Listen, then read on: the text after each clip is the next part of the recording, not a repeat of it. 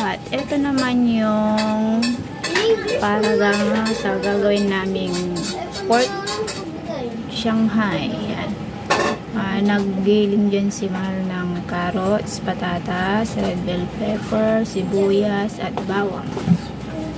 Yan. At ito naman yung pork giniling na gagawing Shanghai. So, igigisa muna. Ito yung sekretong oil. Lagyan natin ng mantika, ang aming secret ingredients. Secret ba yun yung mantika?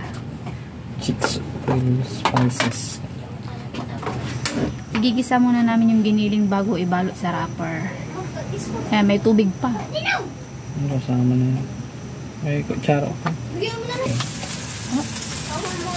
Nabibigyan yung kilikili. Ay, wala para natin yung 1 kilong giniling na binili namin ay pang-dalawang ulam. Yung giniling, tapos yung gagawing Shanghai.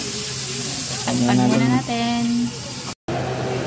At ito na, ready na yung aming para sa giniling. Yan, masyadong maliwanag.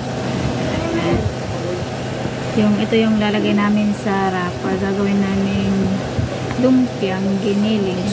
Ito naman yung wrapper na gagamitin natin at napaghiwa-hiwalay ko na yan kahapon.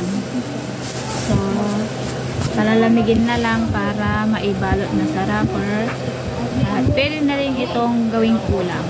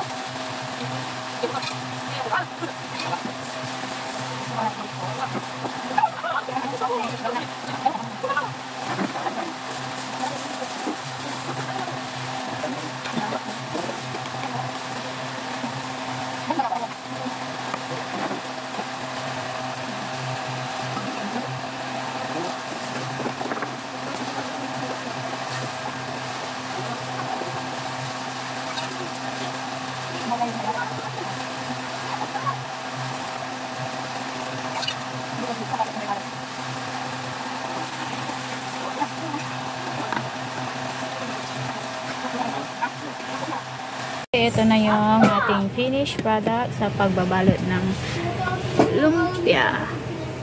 Pork lumpia. Yan. 2 bonan yung nagawa natin at nakagawa ako ng 32 pieces. Pwede na yung pang merienda or pang ulam. Thank you for watching.